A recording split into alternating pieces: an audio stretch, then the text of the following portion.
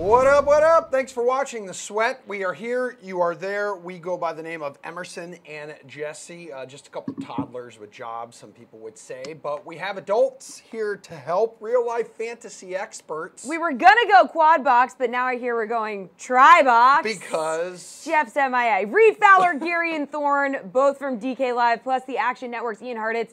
You guys are here, and we're going to begin the program with NFL Spin Move, when we put a fantasy spin on some of the league's top stories, hence the spinning. Okay. Yeah, pretty self-explanatory there. Yeah. Starting with Michael Vick. Yes, that Michael Vick, who's offering up some advice to Lamar Jackson, saying he believes Jackson could end his career with the most rushing yards ever by a quarterback, but the rookie should, quote, proceed with caution. So, Reed, should fantasy owners proceed with caution this week in regard to Jackson? He's 5,900, or is he in for another big game against a weak Falcons defense? Yeah, I think there's a couple layers here with Michael Vick being probably the one guy who we can correspond with Lamar Jackson and his rushing ability. Like Rich Rebar mentioned this as a Konami cheat code, right? When you have a rushing quarterback, you're getting so much more production. That floor is so safe, especially with a guy like Lamar Jackson. Look, he finished as QB 16 last week with 11 rushes, 71 yards, and a touchdown. Of the top 10 quarterbacks that finished, they averaged around 5.96 attempts. And so when you look at these guys, especially going into the playoffs and now against Atlanta, who gives up the top 10, or it gives up top 10 in terms of rushing attempts at quarterbacks, this guy is extremely safe. So I wouldn't be aware. That ownership is probably going to be high at his price tag. You have some guys in that range. There's cheaper guys. There's extreme value everywhere on this slate for quarterbacks. So if you want to pivot off of Lamar, I'm fine with that. But feel safe because this guy's schedule for the rest of the season, if you're talking about season long, is fantastic. What do you think here, Ian? 19 points in his first start 2 weeks ago, 22 last week. And then you look at this matchup with Atlanta. Would you pay up for this guy? Definitely. I think Mike Vick brings up some good points, but we did see the Ravens take a step back with his rushing last week. Going from 26 to carries to 11. It's a pretty big drop off, but we still saw him be so effective with those 11 carries. It just speaks to how good of an athlete Lamar really is. He's already has the fourth most rushing yards among all QBs this season. I know he had a bunch of sub-package stuff in the first 8 or 9 weeks, but still, you watch him play just for 5 minutes. You can see guys on a different level of speed than everyone else. And I can't back this up. I just feel like anytime you got someone this explosive, you put him in a dome, you put him on some turf, man, it's just going to be an entire another level to things. So I'm excited to see what he can do. And as Reed mentioned, this Falcons defense doesn't do a good job covering these rushing quarterbacks or really handling them. We've seen running backs really eat them up and underneath zone areas all season. So it makes sense that quarterbacks have been able to infiltrate that same area. Gary, and how cautious should people be when dropping $5,900 on this guy? I think you can kind of just do it at this point. Reed mentioned that he might be kind of a chalk play at quarterback, and I think he's right. I think he's going to be a popular guy. But if there's one spot I tend to not worry about chalk all that much, it's quarterback. We don't normally see the level of ownership get too high, so I wouldn't be thinking about it in that sense necessarily. But like these guys said, Atlanta's just bad on defense. 6.3 yards per play allowed so far this season. It's the third worst mark in all of football. And Jackson just seems to be really, really safe. He's getting 2.54 fantasy points per possession. It's a small sample, obviously, but only Patrick Mahomes is getting more fantasy points per possession than Lamar Jackson right now. And anytime you can even be in the same conversation in a fantasy sense as a guy who's $1,000 more expensive than any other quarterback on this slate, I think it really does lend itself to some safety here. And also the Ravens are just a volume-laden team. They run the most offensive plays of any club in football at over 66 per game. So that's going to give you double-digit rushing attempts by Lamar Jackson pretty much on lock. Guys, AJ Green saying today that he will play on Sunday. How do you like his matchup against the Broncos at a price tag of $7,400? Reed, they've lost 3 straight without him with that toe injury, but we got to think he's probably not playing at 100%. Yeah, exactly. And you have to marry the receivers with the quarterbacks. And we have Jeff Driscoll under center. I talk about, Gary just mentioned small sample size. We got a half, worth of potential sample size with Jeff Driscoll. And yes, he performed. He has some athletic ability. He's not the worst out there. Again, at $7,400, you don't really like paying up for receiver. Like I did that last week with OBJ. And that blew up in my face, right? We thought about that secondary in Philadelphia being totally banged up, that they would attack that, but they didn't. When you look at this slate, like Manny Sanders on the other side is someone I feel more safe with. The Rams receivers are cheaper than A.J. Green, and they're in a prime spot. They've gotten 8 targets in Cooks and Robert Woods. Since Kupp has been injured, they're averaging 8 targets since he's been out. And so when you look at this slate, there's much more insurance in terms of confidence with guys who have been playing over the last 3 to 4 weeks as opposed to A.J. Green, because even if Dalton was under center, I would still feel a little rough on it. Look, you're going to get him at low ownership because of his injury. So if you want to play him in GPPs, that's fine, but that's a lot to pay out for. But I mean, Garion, we do know that Denver likes to use Chris Harris to cover the slot. Mainly, that's going to be Tyler Boyd in there. So do you think that maybe we could just see A.J. Green have a good matchup here? Yeah, it's a possibility of a good matchup. There's also a very strong possibility that the Bengals are playing from behind for a majority of this game. Like, they're already a team who has the lowest rush attempts per game of any AFC club. So they're already pretty inclined to throw the football. That might change with Jeff Driscoll, but their defense has given up a touchdown on 42% of opponent possessions their last 5 games. They're going to be losing, so they're going to be throwing the football. That's good news for A.J. Green, but like Reed was talking about, outside of just getting a variance play here, I'm really not all that interested in Green. And some of it has to do with his health, but some of it's just his tier of wide receiver on this slate. Like, if I can pay $200 more and get Stephon Diggs, who has 55 targets in his last 4 games, why wouldn't I just find the money to afford Stephon Diggs? So I think that that's more the direction I'm looking here, as opposed to just getting cute with A.J. Green. Ian, Garion, and Reed just feel like they want to stay away at this price tag, $7,400. How do you feel about that for A.J. Green? I like what you were saying a second ago about Boyd in the slot. I think he could be better with Green in the lineup overall, but just not this week, like you said, going up against Chris Harris Jr. So just not really the pass game we want to target at all. I mean, like these guys have been saying, Jeff Driscoll, so much uncertainty. I mean, we only saw half from him, and C.J. Uzomah, the tight end, ended up with the most targets with 8. So I do see, I mean, this game does have a decent pace, and I think obviously the Broncos could be able to score some points. So if I am going to attack this Bengals offense at all, I think the guy is Joe Mixon. It would make sense if they go back to a more run-first offense with Driscoll on the center. If Cordy Glenn, some of these linemen can get a little more healthy. They got a Broncos defense that has been susceptible against the run. So even though, Harris is a little stronger in the slot, Roby and Brock aren't awful on the outside. Still number 3 overall pass defense in DVOA. So if I'm going to take my chances, it's going to be on the ground, I think. All right, guys. Bears coach Matt Nagy saying it's not a guarantee that Mitch Trubisky is going to play this week against the Giants. So let's say he cannot go. What are the chances you're taking a look at Chase Daniel at just under 5K? He did put up a respectable 19 DK fantasy points on Turkey Day in Detroit. Ian? Nah, I'm selling this, guys. I mean, look, if you take away that Eddie Jackson touchdown, I mean, they only scored 16 points against the Lions. That's the fewest anyone's even come close to them since September.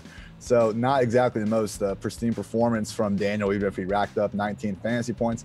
Honestly, if I'm going to look at a cheap quarterback, I might go down a little bit lower to Cody Kessler. At least in that spot, we're getting a little more fast pace. I like the more receivers there. I mean, right now, I think he's got options, but look, he has more career starts than Chase Daniel. He's actually got a higher yards per attempt. He's got a higher touchdown percentage. So even though Chase has been around the league a little bit longer, I don't think he's earned the benefit of the doubt. Reed, let's keep in mind he had a short week last week, so with a week's worth of practice snaps, this guy has room to grow. Come on, you got to believe. Look, week 13, if someone said that we were talking about Jeff Driscoll, Cody Kessler, Chase Daniel, Lamar Jackson, it would have What year is it? No way. You would have laughed in their face, right? I mean, Lamar Jackson maybe was the only guy that had a chance at this, but Ian's right. I mean, stay away from this. I mean, the Giants, yes, their DVOA is 28th, and so you could get cute, to use Garion's word here, but why? Like, why would you, right? The guy that potentially, like Ian was mentioning, Kessler is down there. I mean, you have Josh Rosen. If you think that that they're going to be that 14 to 13-point underdog and going to be passing quite a bit, David Johnson's not getting utilized as much as we think or that we want. Rosen is someone there that I potentially, but why? I mean, pay up a little bit more for a guy like Case Keenum in a better matchup. Kirk Cousins is in a better matchup. I don't think you need to go down this far even at that 18-19, because look, the Giants don't give up a ton of points either to opposing quarterbacks. They're right around that. So that's probably Chase's ceiling game. So no way. All right, Garion, what do you do here? Do you look at quarterbacks around this guy? You're shaking your head no. So maybe give me another quarterback around this price range who could return some value possibly. We've heard a lot of the names already. I mean, if you want to get a little bit more expensive, I think Kirk Cousins is the guy at 5'5", who I kind of like as my value quarterback. Even though, like, for 5'3", look, I'm not saying I'm 100% confident playing Josh Allen in any sense, but like if we really want to get creative with this stuff, Allen's got a lot of the same reasons that you get excited about Lamar Jackson this week. He's going up against a terrible defense. He's got a set-in-stone running game that kind of elevates his floor. Like, there's just too many other options to go with a guy like Chase Daniel. Now, I will say Matt Nagy seemed like he was really trying to promote his own system last week. Like, they won that game throwing the ball 73% of the time. This is the team that came into that contest throwing the ball on less than 54% of their plays. But you can't really run on Detroit since they got Snacks Harrison, and for the exact inverse reason, you can run on the Giants since they traded Snacks Harrison. So I think it's just going to be a whole lot of that running game, and I don't think there's much reason to play Chase Daniel here. All right. Well, look, like Gary was mentioning with Josh Allen, sorry to cut you off there, Jesse. Look, 13 attempts, 99 yards, and a touchdown. I mean, he's not Lamar-esque, but this guy can run. And you have, I mean, if we're going to listen to anyone about the Dolphins, it's listening to Gary because that's his team. They are bad. They are bad. So Josh Allen, look, he was a top 5, top 10 quarterback because of that rushing ability. And so the Bills, who we thought were a pretty bad team, not that bad with Josh Allen potentially behind center. So it's a cute play. I like it. It's almost your birthday, Reed, so I'll let that slide. All right. Great work by all three of you. We're going to talk some game totals with you in our over-under segment coming up right after some NBA price check. All right, but first, here's Brendan Glasheen catching up with a special guest to preview Sunday's game between the Andy Dalton-less Bengals and the Broncos. Hey, it's Brendan Glasheen. Happy to have Andrew Mason joining us on The Sweat. Andrew, a talk show host on Orange and Blue AM 760, also DenverBroncos.com.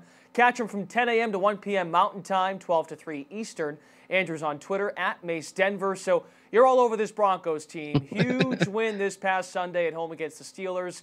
That goal line stand, let's begin there. Was that the play of the year so far for the Denver Broncos? It was important, but actually for the play of the year, I'm going to go back 1 week earlier to their comeback win over the Chargers out in Los Angeles. They were down 19-7, and then Von Miller reads a developing screen pass perfectly from Phillip Rivers, picks it off, returns it into the Chargers' red zone. 3 plays later, Denver's in the end zone. It's 19-14, at least a 10, if not a 14-point swing.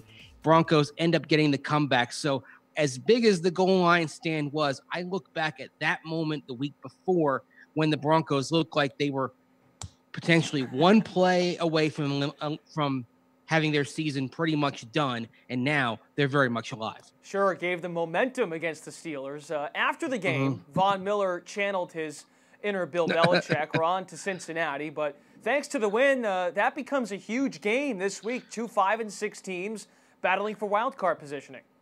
Yeah, it's basically an elimination game, I think, going into it. And you have 2 teams going in opposite directions momentum-wise. The Broncos having won 2 in a row over teams that are in playoff positions. The Bengals skidding right now. Their defense is struggling. And I think for the Broncos, any road game is a tough game, but it's in position for them to get the win, not only because of the momentum, but because of the Bengals' issues on defense. And, of course, Andy Dalton out for this game, Jeff Driscoll starting. Let's talk about some of the individual players on this team. We'll start with the quarterback, Case Keenum. He got off to a slow start this year, being his first in Denver, but over the last 3, no turnovers committed, led the team to back-to-back key wins. What's been the difference here for Keenum as of late?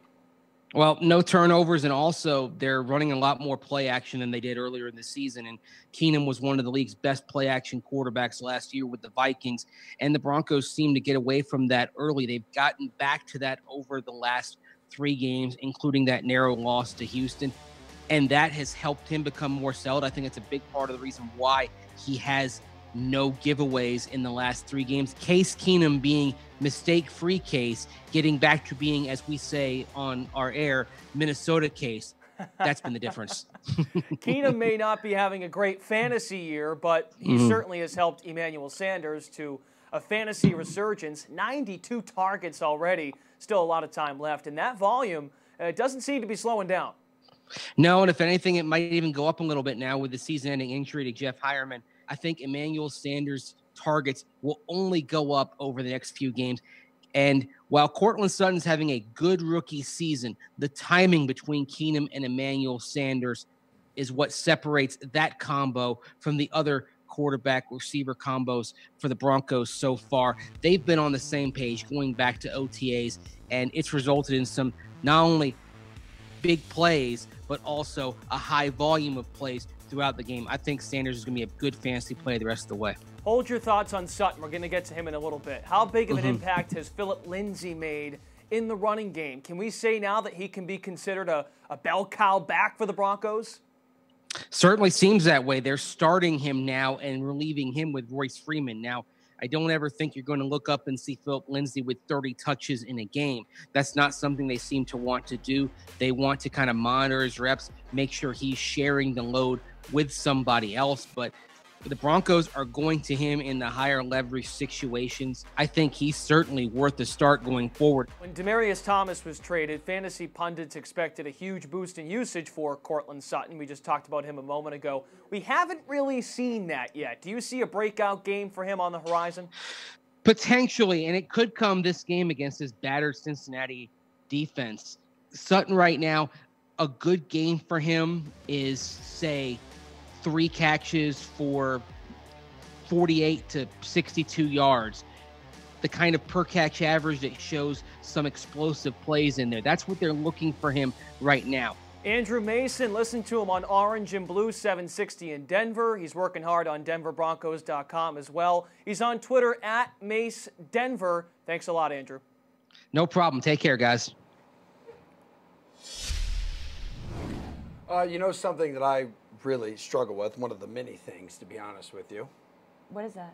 Okay, well, I'm going to tell you, deciding if a player is going to return value on their salary every day. Every damn day! Emerson, you're in luck. Our NBA panel is here with us to answer that very question All right, for who do we you. got today? We got Josh Engelman of Awesemo.com, Alex Brutha of RotoWire, and Alex McLean of DK Live. 2 Alexes, we're going to call you Alex R and Alex B. Okay, that makes sense. All right, guys, so what I'd like to do is I'd like to start with Anthony Davis here. He's got 10 straight games of at least 52 fantasy points. He'll cost you $11,400. Let's go Alex B on this one. Is no price too high for the brow? I don't know about no price, but this price is fine for me. I mean, even if you had been playing mediocre, I think this would be a fine price. I mean, the Wizards are going to be without Dwight Howard. I mean, unless you are really confident in Thomas Bryant or Markieff Morris stopping Anthony Davis, I think you can play him here. Also, the game is the highest over-under on the slate. I think it was at 242 when I checked this morning. May have moved a little bit, but overall, I think the game script totally plays in Davis's favor, and he's been hot lately. Josh, this guy will clearly deliver at this price, in your opinion? Yay or nay? Yeah, I have no issue with it. I've been getting a similar amount to our projected ownership throughout the day. He's the second highest projection in my model until right now with the Chris Paul news coming out as we're talking. So he'll probably drop to third, but no issue whatsoever. It's an incredible matchup, pace up spot. Can't beat it. What's the Chris Paul news? What do you got? DK Live alert. You can break it. I don't have a horn or anything, but no Chris Paul tonight. Okay. Oh, sweet. Yeah. Fair enough. There you go, folks. This is why you watch The Sweat every night. We got breaking news. Good stuff, Josh. Mr. McLean, what do you think about this price point here? $11,400 for AD. Yeah, I'm totally in. It's definitely a better price than Giannis for $12,000, and I was gonna say Harden for $11,600. Although with Chris Paul out, I'm back in on board on Harden at $11,600. AD can actually play better. He's been on a hot streak, but he hasn't been putting everything together on the same night all at once. Over his last 4 games, his free throws per game are down by more than 3 free throw attempts per game. And he has 2 or fewer stocks over in 4 of his last 10 games. And obviously he usually averages over 3 per game. So there's actually some upward mobility here. I'm definitely excited about AD tonight. I couldn't tell by the jersey behind you at all that you were excited about him. Okay, yeah. Bulls guard Zach LaVine's price is up over 8,000 for the first time since November 12th. He scored 40-plus DK points in each of his last 4 games. Alex R., is he worth 8,100 tonight at Milwaukee? Yeah, I like Zach LaVine as well. In this 4-game stretch that he's on, averaging 27 plus per game, he's only shooting 44 from the field. That's totally within line with his career averages. He's actually shooting 25% behind the arc, so there's some room for that to get a little bit better. There's nothing unsustainable about his current production. I'm not quite as excited as I am about Anthony Davis, but I definitely like LaVine as a play. Okay. Josh, what do you think about Zach LaVine, 8,100? He seems to be producing. I'm not really that interested. Ooh. The only way that I want to go to LaVine is if I'm bringing somebody or multiple somebodies back from the Milwaukee side. For LaVine to have a ceiling type game today, it has to stay close. They're projected to get bludgeoned in the Vegas total. So if he's producing, they're probably in a close game, which makes me want to have something like a little bit of Giannis or Middleton or Bledsoe. Alex B., we have 1 for, 1 against. Where are you going on this one? I'll go 4. I'm not necessarily worried about the Bulls getting blown out because LaVine kind of stays on the court no matter what. At least that's the way it seems. I mean, he's averaging 36 minutes a game. He regularly hits 38 minutes a game, which probably isn't a great thing to do, but it happens. And Milwaukee's been surprisingly – you would think that Milwaukee be great against shooting guards because they have Chris Middleton, they have Malcolm Brogdon, who's a solid defender, but they've allowed the 11th most DraftKings points to shooting guard eligible players over the past 10 games. So I don't know if his ceiling is too far above like 40, 45 fantasy points, but I think at 8,100, that's a fair price. All right, well, let's talk Jimmy Butler. He's coming off his best game so far with the 76ers, put up 63.5 fantasy points against the Nets on Sunday. As a result, his price is up to $7,800 tonight against the Knicks. You like him at that salary, Josh? I mean, it's a $600 jump from Sunday. I'm totally indifferent to Butler. If he came up in my lineups, I'd be fine with it. If he didn't, I'd be fine with that too. I prefer Ben Simmons in this spot, actually. I have him projected a little bit higher, more so on a value perspective. So if it's me and they have comparable ownership, I'd rather go to Simmons. Okay, let's go Reclean. How do you feel here about Jimmy Butler, or would you rather go somewhere else like Josh? No, I'm really excited about Butler. Zach Lowe had an incredible statistic about how many times Jimmy Butler touched the ball after he went from the Timberwolves to the 76ers. And basically his touches and his dribbles dropped by like 33% per game over his first couple of games. Well, he's starting to work his way back into a larger role. He seems to be a little bit more comfortable. His last 2 games, his usage rate was above 24%. His first 5 games, it was 20% or below. His career number is closer to that 20 figure. So I think that we're a couple weeks away from looking at this salary and saying, wow, we could get Jimmy Butler that cheap at any point this season. So I'm excited about Butler and probably will be next time he's available. Mr. Baruth, how do we feel about spending $7,800 on Jimmy Butler? I generally play tournaments. Like, I'm not interested in him for tournaments. I mean, Sunday's game was just a complete outlier. He had 12 rebounds. He was averaging 3.5 as a Sixer before that. He had 5 threes. He was averaging 1 3 as a Sixer before that. He got 4 steals, which isn't crazy for Butler, but it just kind of adds to the whole thing. And personally, I'm of the belief that this is going to be a big Embiid versus Cantor game. We know how much Embiid just loves to like try to embarrass other centers. So I think that will be the case, and there's a strong chance for a blowout. It's not my spot tonight for Butler. All right, thanks for price checking with us, team. We're going to have you back on later to talk Tears of Joy, and we've got more NFL talk to get to when the sweat returns. I'm Brendan Glasheen, and with your DraftKings Fantasy Flash, Maple Leaf star center Auston Matthews said he was bored to death while sitting out for over a month with a shoulder injury. Can't blame him. But today, Mike Babcock confirmed the 21-year-old will return to Toronto's lineup tonight against the San Jose Sharks. Matthews came out of the gate on fire this season. In 11 games, he led the team in points, registering 10 goals, 6 assists before injuring his left shoulder in an October 27th win over the Winnipeg Jets. Now Matthews is set to return to a lineup that is already 4th in the league in scoring. The Leafs have gotten by just fine without Matthews. They're 17-8-0 on the season and went 9-5 without him. Not bad. The one place they struggled, on the power play. Before Matthews' injury, the Leafs had the 2nd best power play in the league. Matthews will cost you $7,200 on tonight's game slate. And if you're worried about him having to get back up to speed, don't be. After suffering a similar injury to his right shoulder last season, and he missed 10 games, Matthews returned for the final 8 games of the regular season and registered 11 points. Guess what? What? There are 5 games in the NHL tonight with a smorgasbord of stars hitting the ice. So we're bringing in our DFS star to help you guys decide who to pay up for. Hello, Ben Zwyman. How are you doing? Hey guys, how's it going? Pretty good. I'm still sick, but I'm here. I'm alive. I'm doing well. Good. This is man. actually just a wellness check, so. Yeah. See ya. Thanks. Just kidding. You look great, buddy. We miss you in the office, partner. We certainly Thanks, do. man. I miss you guys too. Cool. I know. Wow. I can just feel the love, man. All right, so we're looking at the top priced options at each position, starting at center, where the return of Auston Matthews highlights the slate. He's missed the last 14 games with a shoulder injury. How much do you like him at 7,200, or you feel safer with his teammate John Tavares, $200 more, facing San Jose tonight? Yeah, I mean, I feel safer with John Tavares, but that's mostly because he's playing with Mitch Marner. Auston Matthews is Auston Matthews. He's one of the best players in the NHL. I don't think they're really going to hold him back tonight. The other thing, Sharks are in the second of a back-to-back on the road. Aaron Dell is in net, which plays to the Maple Leafs' strengths at home. They're a great home team. I think you can roll out Auston Matthews without really thinking much. He's playing with Kasperi Kapanen and Patrick Marleau, I believe, at even strength. So that's a decent line stack that you can look at. And again, 7,200 is a great price point. We all saw what Auston Matthews was doing to start the season. He's a goal scorer. So yeah, I think you can roll with both options. Maybe JT in cash games, Auston Matthews in GPPs.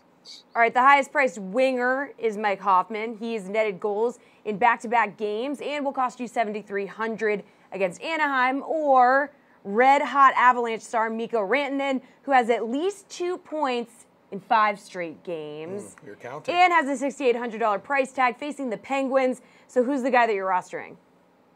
Yeah, I'm going with Rantanen if I have to pick 2. Both are great options. Rantanen's actually leading the league in scoring. Not a lot of people know that. Hoffman's been great, but I don't really like this spot for the Panthers.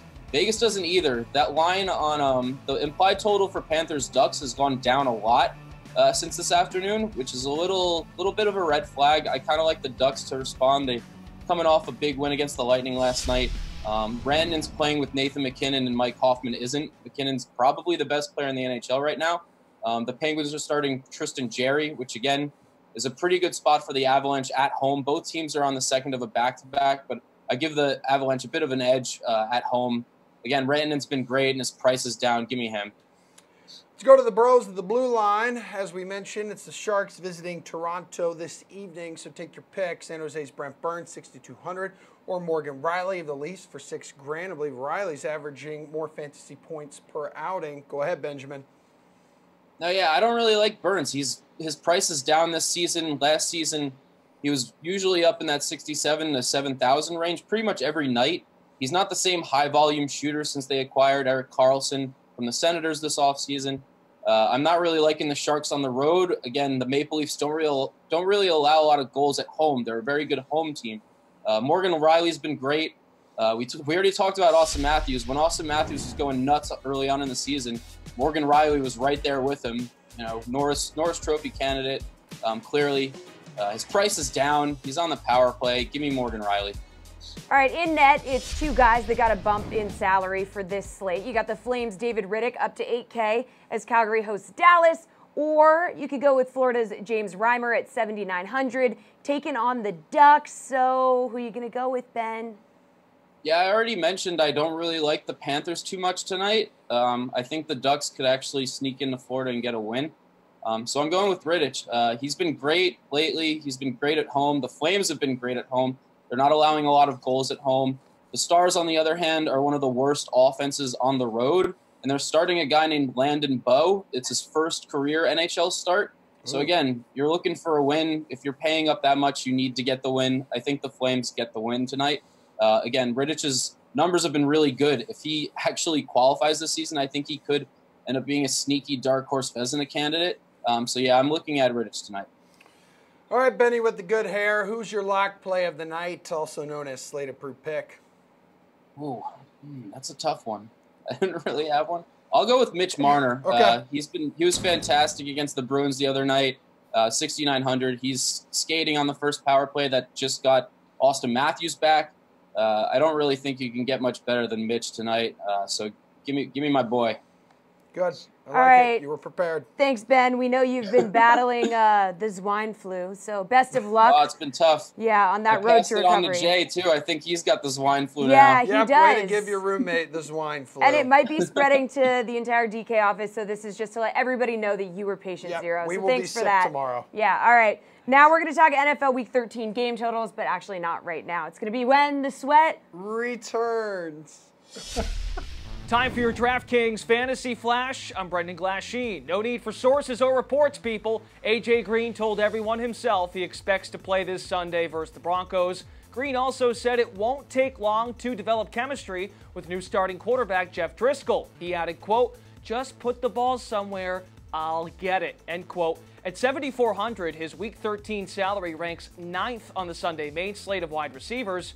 Not bad after missing the Bengals' last 3 games with a right toe injury. Green might be worth taking a chance on, people. First of all, the Broncos' pass defense, it's very weak. It's not good. And when Green's been in the lineup, he's logged at least 7 targets in the 8 games he's played. The 7-time Pro Bowler must come up big for 5-6 Cincinnati, sinking in quicksand out of the AFC playoff race. Like Green said, just put the ball somewhere, I'll get it. I trust his capability at home in Cincinnati. Time to look ahead at the game totals for some key Week 13 matchups in the NFL. Here to help is DK Live's Reed Fowler and Steve Buchanan and the Action Network's Ian Harditz. Let's do it. Okay. Let's do it. That sounds great. Yeah. We're playing over-under, folks. 3 games with totals over 50 on the main Sunday slate. We'll start with Carolina at Tampa Bay, coming in at 55.5. Steven, you're new here. You going over or under that total? Yeah, you have to go over that total. I mean, Newton's in one of the best matchups of the week. Quarterbacks are averaging over 291 passing yards per game against the Bucs, averaging over 30 points a game versus defense. I mean, look, if Carolina posts that 30 points, you can't think that Tampa Bay can't make up the difference and score 26 points against his Carolina defense. Then you mix in a matchup of Christian McCaffrey, and he's probably going to be one of the most talked about guys this week in his smash spot against his defense. And we haven't really talked about the Bucs offense yet, but, you know, I'm sure one of these guys will talk about that. So I have no doubt that this game is going to go over, so I'll definitely take the over on that one. Reed, last time these two met was a 42-28 Panthers win. How do you feel about taking the over now? Yeah, I agree with Steve here. I mean, both of these teams, right? What you like about both of these teams, or excuse me, what you like about Tampa Bay really is that defense. And if you look at Carolina, that both of their pass defenses rank in the bottom 3rd in pass DVOA, so that means high-scoring game. Both average around 26 points, right? One thing that we do like about Tampa Bay is the ability to just sling it around the entire yard. And when you're passing, when you have Jameis out there, you're passing a lot. You're passing quite a bit. You're not handing it off to Peyton Barber. Yes, he's come back into that RB2, RB3 flex area, which you do like. But again, this is going to be a high-scoring game. Look, San Francisco didn't do their job last week. They only scored single digits. Tampa Bay did reach their implied game total. Both of these teams, Carolina and Tampa Bay, are going to reach that. So over here. Carolina's slumping right now, Ian. Not quite as feared as they were a month ago. You want to take the under? I know you do. I got the over here. Look, they're slumping, but I mean, Cam Newton said today that he feels he's playing the best football of his career, and I agree with him. He's thrown multiple touchdowns in every single game since week 1. I mean, we've never seen him be this consistent as a passer, and hats off to Norv Turner for kind of getting this modern system in there and making it all happen. But unfortunately, their defense just can't stop anyone. But, you know, for overbettors this week, that's all we're looking for. Also working against the Buccaneers. I mean, they've been a bad defense all year, but particularly against the run. These last 6 weeks, they've been gassed. They've lost Quan Alexander, Jack Sitchie, Levante David's been out, losing all these linebackers, and teams are able to do really whatever they want against the Buccaneers. So On the other side of the ball, I mean, Jameis, he's had kind of a up and down year, I guess, but he got benched the one bad week. He's averaging career highs in QBR, yards per attempt, completion rate. I mean, even if Fitzpatrick was also playing well enough to kind of put Jameis back on the bench, it's still a really high-scoring offense, and it really has been all season. Guys, the Chiefs and Raiders are also at 55.5. Reed, is this one a lock with this explosive KC offense against the struggling Raiders? No, nothing's a lock against the Raiders. I mean, Steve's laid it out pretty eloquently, talking about the Raiders and how much they can score, or their lack thereof, right? Look, Oakland is 5-6 against that or against the over hitting, but in those over-under games, that implied game total has been around 40 to 45 points, so not very high. And if you look at Kansas City, they're around 5-2-1 against hitting that over, but opposing teams in those 5 that they hit over have averaged 36 points. There is nowhere near that. There is no rationale that Oakland is going to score anywhere near that. So again, Kansas City could run up this score. They could, reach that 40 mark. But even then, do we have confidence that Oakland can score that many points? No. So I'm gonna take the under here. Wow, Reed's taking the under. Ian, where are you going to go on this? I'm going over here. I mean, I don't think we need to hype up the Chiefs offense anymore, talk about how bad the Raiders defense is, but I'm still not sold on this Chiefs defense, especially not on the road. And they played 14 road games since week 1 of last season. They've allowed at least 28 points in 9 of those games.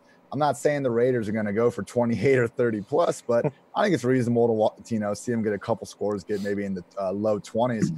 The one thing to keep an eye on, though, Eric Berry returned to practice today for the first time all season. If he's able to play, I mean, he can pretty much eliminate Jared Cook, which is basically the Raiders' offense at this point. So that would change things, but I'll take the over somewhat confidently here. Hey, Steve, 1 over, 1 under. Uh-oh, you don't look happy. Tell us. Ian, what are you watching? Have you watched the Raiders? Oh, wait. They're trying to get the number 1 pick. They're not going to try to score 20 points. You can't love this total because of the Raiders. I mean, they're averaging just 17 points per game, which is only higher than Buffalo and Arizona. Great company to be in here. Then Carr's been held to under 200 passing yards in 3 of his last 5 games. I mean, aside from that game against the Rams, the Chiefs defense really hasn't been as bad as they were to begin the year. And then you look at the early money, it is absolutely hammering the under right now. They could already win from 56 to 55 at this point. So this number just feels way too inflated at this juncture. I mean, it's scary to bet against the over with the Chiefs involved in any type of game. But if there's a game that the under is going to hit, it's against these Raiders and whatever they're throwing out on the field. So I got to take the under here. Hey, real quick, let's talk about how this improved Chiefs defense did. They give up 43 points to the Patriots, and they faced Andy Dalton, Case Keenum, Baker Mayfield, Josh Rosen. Then they give up another 54 to the next good quarterback they faced. And now they're facing Derek Carr, who's probably in the worst case. I hear you there. So it's a toss-up. I mean, again, I'm saying they can get 20 points. That's my bold call of the week. One way to heat up Steve is to mention the Raiders or the weather. Those are the 2 lockstep things to really get Steve's grinds going. I love that face. Happy belated birthday, by the way, Steve. All right, well, just slightly under those games, we have the Rams and Lions. This total sits at 54.5. You going over or under, Ian? Please be very cautious with your answer. You don't want to piss off Steve. I got the under in this one. I can't really talk about the weather in the whole dome, but I will talk about the pace a little bit. It's looking like the slowest paced matchup of the week, or at least one of them, mostly because of the Lions. Really, since their entire offense has kind of started to get injured here, they've had no choice but to begin to either embrace kind of this check down passing game with Ellington and Riddick, or just more of the running game. We'll see if Kerryon Johnson's able to get back. He wasn't able to practice today, but either way, I think the Rams should be able to have more success running the ball, or at least have more opportunities to run the ball than we saw in that Chiefs shootout. Don't think the Lions going to be able to score on this Rams defense. This is a unit I do think that has been improving. They could get Aqib Talib back this week. I think the biggest mismatch in the game might be this Rams D-line versus the Lions O-line. So as opposed to the Raiders, I don't think the Lions can get over 20 points. And I'll take the under. Steve, what do you think here, man? Over or under? Rams are coming off that bye week. You know that they want to try to lock up home field advantage here sooner rather than later. They're going to want to score some points, right? Yeah, I mean, I think the biggest thing is that there's a lot of guys that are questionable for this game that really is going to make the difference. I feel like this is a better question for later in the week. But for now, I think this one can go over. I mean, the Lions are just so poor when it comes to run defense. And we saw a really down game for Todd Gurley last week. But obviously it came because of an ankle injury. He's already been practicing this week. So it looks like he's going to be a full go for this game. Then you got Kenny Golladay. He's in a pretty good matchup against his Rams secondary. That obviously is having a bunch of issues. But like Ian said, if Talib comes back this week, obviously that's a big difference maker. But if we're just going by what they've averaged all season long, I mean, the Rams averaging 35.4 points per game. The Lions 21.6. So even just putting in the average, you're already in the over at this juncture here. So I think it's 100% in the realm of possibility that I can go over, but we have to see about some of those difference makers if they ended up playing in this game or not. And I think that can make a big difference. Yeah, Reed, Steve just mentioned the average points per game that both these teams score. Add them up, it's already more than 54.5. So would you take the over here?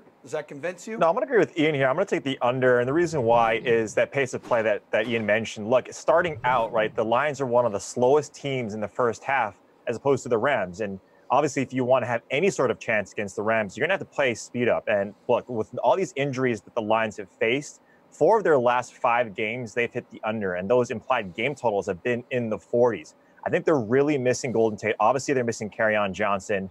Yes, that defensive line can get to the quarterback, but at the same time, I just don't think that the Lions can pull their weight. So under here. All right, and happy early birthday, Reed. That's right. Oh, Reed's yeah. birthday is in 5 hours and 19 minutes. And he's got to go catch a plane to Vegas. So thanks, football friends. Yeah, have buddy. fun. Good luck out there. Yeah. We'll be back with our NBA panel right after Adam Levitan drops some knowledge on you. Can you explain the running back defense stack for me, please? We haven't talked much or at all really this season about correlation. There was a time maybe a couple years ago where everyone was obsessed with correlation, thought it was like the most important thing. It's certainly overrated, I think, for a couple of reasons that I'll get to. But basically what it means is we're trying to figure out what positions work well with each other. They correlate positively for GPPs. We actually have a correlation page on Labs dedicated to this, shows the overall correlations within teams, all kinds of other variables. But, generally speaking, like the top correlation, obviously, is a quarterback and his wide receiver 1 at plus 0.54 points. I'd also note that quarterback and his running back 1 is also strong at plus 0.44. Quarterback and opponent's wide receiver 1 starts moving down, 0.36. Solid, but not out of this world. And then we get to what Bino talked about, running back and defense. Running back and his own defense. That's only 0.18. So it's pretty weak correlation.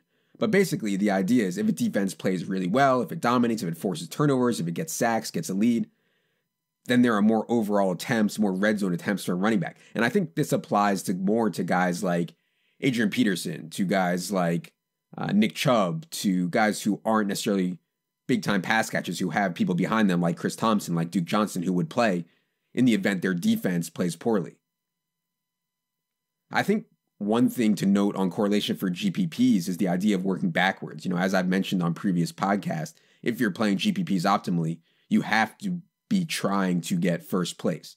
So if you have to think, what would have to happen here for me to get first place and then work backwards from here, there's some really unique things that have to happen. It would be an outlier from the typical correlations. So yeah, I think these correlation things are good to think about. I'm not sure it's good to obsess over. At all.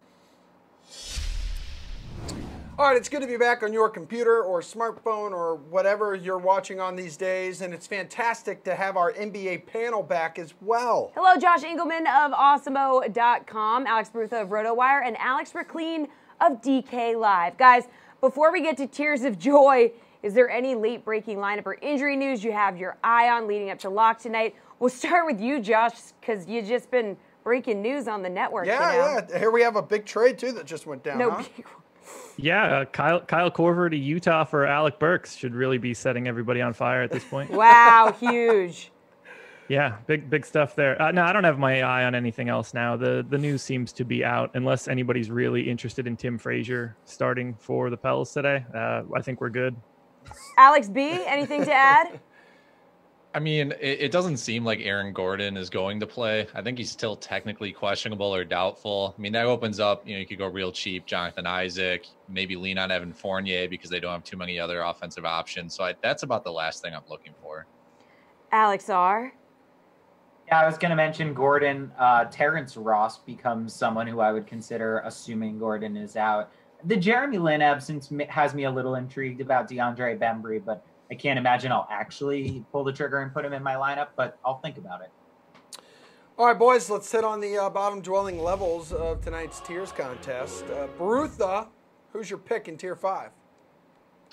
I like Montrezl Harrell here. I mean, he's averaging 40.2 DraftKings points over the past 6 games. The Suns are poor at defending centers, allowing the 3rd most DraftKings points to centers over the past 10 games. And I think a lot of people are going to be on Cantor, Ayton, Mirotic. So slotting Harrell in my opinion, gives you just as much upside as those guys and maybe lower ownership if that's a concern. Where are you going on this, Josh? Cantor, Rubio, Ayton? Not Rubio. I like that Harrell call, though, if you're trying to play the ownership game. Cantor's the guy for me. The Knicks just don't have a choice in the matter. If Mitchell Robinson gets on the floor, I assume that Embiid fouls him up pretty quick and puts him right back on the bench. So all the minutes are there for Cantor. I would say that he's probably the safest option of everybody in this tier. All right, Mr. McLean, take your pick, please. I'm probably going to go Mirotic here, and it goes back to something that other Alex was saying at the beginning of the show. The over-under for this game is 10 points higher than any other over-under on this. So I definitely want some exposure to this Pelicans-Wizards game. And I don't really like the option in tier 2. I don't really like the option in tier 3. And I'm probably going to want to double up. So, that's Anthony Davis in 1 and either Mirotic or Randall in 5 or 6. And so just trying to increase my exposure to that in a tier that no one really gets me all that excited. And in the tier of the working man, tier 6. Mr. McLean, you're rostering who and why? I'm still looking at Randall, but I'm also giving a look to Trae Young. He's got 2 double-doubles in his past 2 games. Jeremy Lin's not there, so they will rely on him even more than they already do as their primary point guard and ball handler. So those 2 are really the 2 that jump out to me. Steven Adams is a little bit interesting as well, just because he's so much better than anything the Cavaliers have to offer at the big man spot. Alex B, tier 6. I like Jabari Parker here. I mean, he's averaging 37.6 fantasy points per game, I think since November 14th.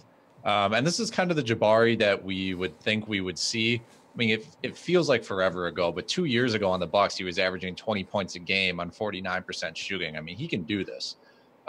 So I like him here. I think if you want to go, like I mentioned before, kind of a lower ownership route, maybe Jeremy Lamb, quietly averaging like 30-ish over the past 7 games, DraftKings points, has put up 40 DraftKings points twice over that stretch. So I think both of those guys are great options.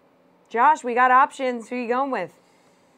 I think Trae Young is the clear chalk option. Now that Jeremy Lin is out, he's going to have all the minutes that he can handle. It terrifies me to no end because I don't really think Trae Young is any good, at least not right now. So unless you're trying to play the ownership game, where at that point I would go to Jabari or Julius Randle, depending on who I had in previous years. Josh, before you peace out, how about giving the people at home your slate-approved pick, so the player you're rostering tonight, no matter what? This one, I should be saying James Harden now that Chris Paul is out. That is the clear lock to everybody, but I'm not going there. I love John Wall tonight. I love him even more now that Tim Frazier is starting. It just lowers the defensive level of the Pels. So I really like Wall. People are sleeping on him today, and that makes me want to go to him even more. AB, who do you love? That Wall pick is interesting. I will go Harden though. I'll play the chalk. I think it's really hard to avoid. I mean, he could put up a historical performance on any given night when Chris Paul is out. So I feel like I kind of have to lean into him there. Last but certainly not least, Mr. McLean.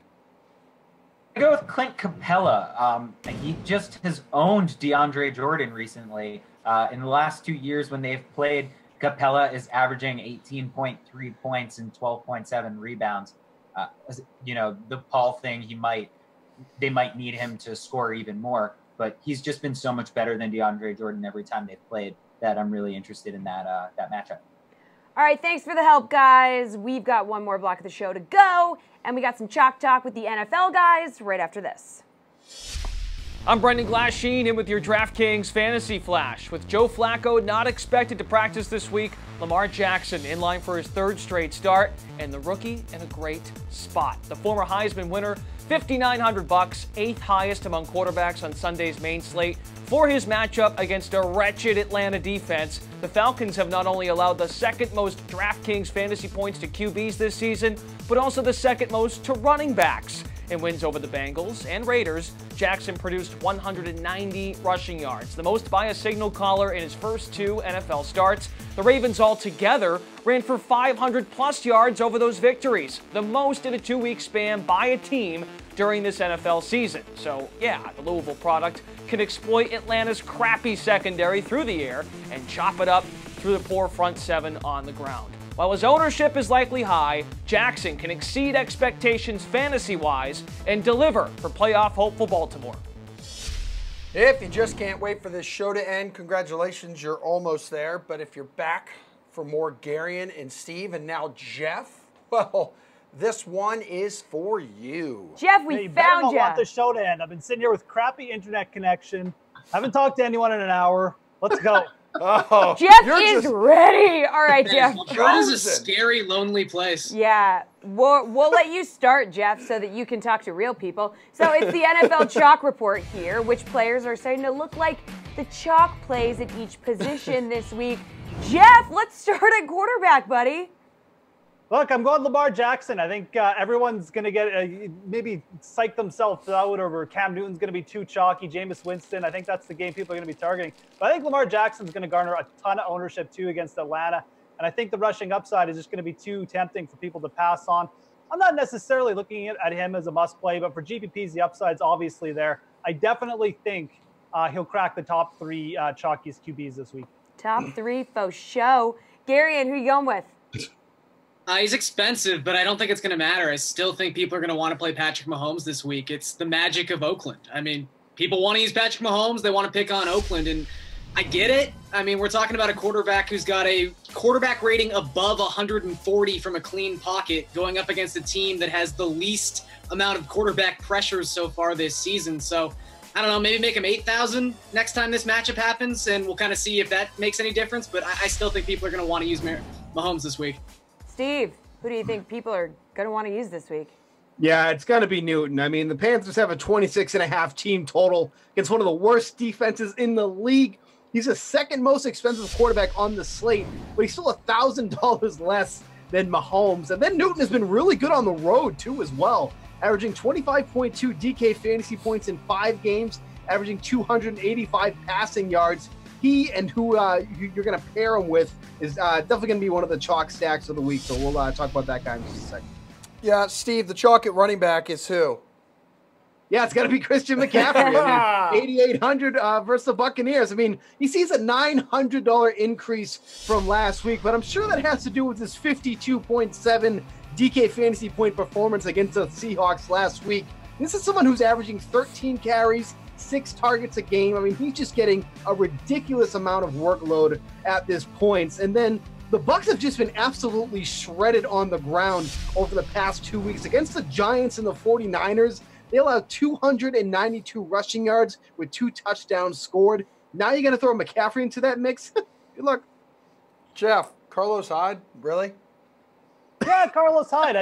It's just a price thing, right? I mean, I think it's pretty obvious who the chalk is going to be at the top. I mean, Steve obviously mentioned one player, Christian McCaffrey, is going to get a ton of ownership. But I think when people start breaking down the slate, they're just going to be too tempted by Carlos Hyde. And I do think, he might not crack the top 3 in ownership, but top 5, top 6, I could see that. I think, it just makes too much sense. Jacksonville is going to run the ball. They don't want to throw the ball a lot. We've seen them since Fournette came back. Now they've made a change to their backup quarterback. Doesn't mean they're going to want to throw more. So I still think Carlos Hyde is in a good spot. I think as the week goes on, people are going to realize that, and they're just going to be too tempted by this price. Gary, and your dude's been on a tear lately, man. Yeah, I'm going to say Aaron Jones, but I will say to Jeff's point, one of the reasons I like Patrick Mahomes so much is chalk at the quarterback position is I do think people are going to find that Carlos Hyde chalk down at 3-3, and that just opens up so much salary. And Aaron Jones kind of helps. Like, he's in that magic $6,000 tier where everyone likes to go at running back if they've got a good matchup. He's essentially this week's Nick Chubb. I mean, you just look at the locked-in value, the fantastic matchup against the Cardinals. I feel like we haven't let a week go by where we haven't talked about running back X against the Arizona Cardinals. This is a team that just allowed 2 Los Angeles Charger running backs to crest 20 DK points in the same game. One of them, Melvin Gordon, didn't even need to play more than like a half a drive. So I think Aaron Jones is going to be super popular this week. Finally, who's going to be the chalk at wide receiver? I said finally, but that's not the last question. Finally for wide receiver. Darian. Well, let's finish the Panthers trio here. I think DJ Moore, even with his price point going up $1,000, I just think he's going to be super, super popular this week. I mean, like Steve was saying, Tampa Bay's defense is horrific, and it's not a secret by any means at this point of the season. You can look at their numbers. You can look at the implied total of this game. You can look at the applied team total of the Panthers, but you're going to want to find pieces of this game, and he's relatively inexpensive even with that price jump. Devin Funchess didn't practice again on Wednesday. If that continues to be the case, DJ Moore, who's seen 17 targets the last 2 weeks, I think he's still going to be a very popular guy. Steve, I can't say I'm surprised with your pick. Oh, thanks. That's very nice of you. Yeah, it's gonna be Adam Thielen against the Patriots. I mean, I've been hammering him home all week long already. And even if you're not aware of how good of a matchup it is, I mean, this is someone who's averaging 103 receiving yards per game at this point. I mean, if you don't count the showdown pricing from last week, he's only seen a $300 increase from week 11 against the Bears. And then obviously he gets a huge target share in the red zone, 32% from Kirk Cousins there. And then just the matchup out of the slot, the Patriots have been scored on by slot receivers 9 times already this season. Now they're going to get Adam Thielen this week. He should absolutely smash in this spot. $8,000 is a bit pricey with some of the other guys on here, but I just still think he's going to be uber popular. Jeff, still talking to humans. Let's get your pick. Nice. Yeah, I like that Adam Thielen. He's a gym rat, real coach's guy. Anyways, my wide receiver chalk pick is Kenny Golladay. And I don't see any way that he doesn't end up as one of the top 3. It's a pretty good matchup against the Rams, although I will say this, if Aqib Talib comes back this week, that could downgrade his upside a little bit. But look, 36 targets over his last 3 games. Even against the Bears last week, I think most people are going to give him a break for it because he still put up 14 DK points. He still made a couple massive plays, actually came close to a long touchdown. And it's the Bears who are really tough, so 14 DK points is not that bad. I mean, I just think Golladay the rest of the season, everyone knows now it's not a surprise. He's going to get heavily targeted. 6,700, yeah, the price is up, but he's a number 1 target on a team that's probably going to be passing a lot in this game. So I think he's a top 3 chalk wide receiver for sure. Finally, at tight end, Chalky McChalkerson is going to be who, Steven? Yeah, I think it's going to be Cameron Braid again. I mean, his salary only went up $100 from last week. Yet another player in this Carolina-Tampa Bay game. You know, he didn't have a huge performance last week, but that's kind of how it is for him. He doesn't have these monster games. He only saw 4 targets, but he did catch a touchdown. I mean, Winston loves him in the red zone, and I feel like that should just obviously continue this week. Then you mix in the fact that the Panthers have allowed the most fantasy points to and touchdowns to opposing tight ends, allowing 11.4 DK fantasy points and 9 touchdowns already this season. Should be another good spot for Brate. Garion, Ebron, did he not practice today? Is that what so you got to kind of watch that. I don't know. It's Wednesday. Wednesday practice is probably not the most important, so this could change. But yeah, well, fair enough. But I just look, Ebron 10 targets per game when Jack Doyle's not playing. I don't know. It's interesting. I think with Brate being at 3-7, I think if that wasn't the case and that matchup wasn't so pristine, I think we could pencil Ebron in for like 40% this week. But it's going to be interesting to see where people go with that $500 variance. Hey, Jeff, go ahead. Can you add anything to that? Oh, I think you're going to pencil him in for close to 40% anyways. And look, this is the week. I mean, this is Eric Ebron chalk. This isn't Eric Ebron chalk week. This is like Eric Ebron massive chalk week. Garion went over all the talking points, but guess what? The Jags, they suck. They've allowed 6 touchdowns to tight ends over the last 4 games too. So the matchup is there. Andrew Luck is firing. Like, this should be a kill spot. I'm fading him because it's Eric Ebron, but I'm just letting you know. He's going to be real chalky. So Wow. That's it. That's all I got. That was great stuff, guys. Jeff, I'm really sorry, but we have to say goodbye to you guys now. It's okay. I mean, I'm going to crawl back into my hole. I got a Men's Health magazine here, kicking here. I'll be good for like the next, We'll talk to you on the internet, Jeff. Don't worry. Okay. All right. Thanks. Have a good one, guys. Thank you. That'll do for now. We'll talk to everybody again tomorrow, right? Or somebody will. 6 o'clock, where are we? On DraftKings. Facebook Live, DK Live app, YouTube. You can catch us on all those places. Yeah. He's Emerson Lotzia. He's going to go to bed now. I'm Jessie Coffield. Men's Health, We host The Sweat. We know you work out. We get it. We'll see you guys later.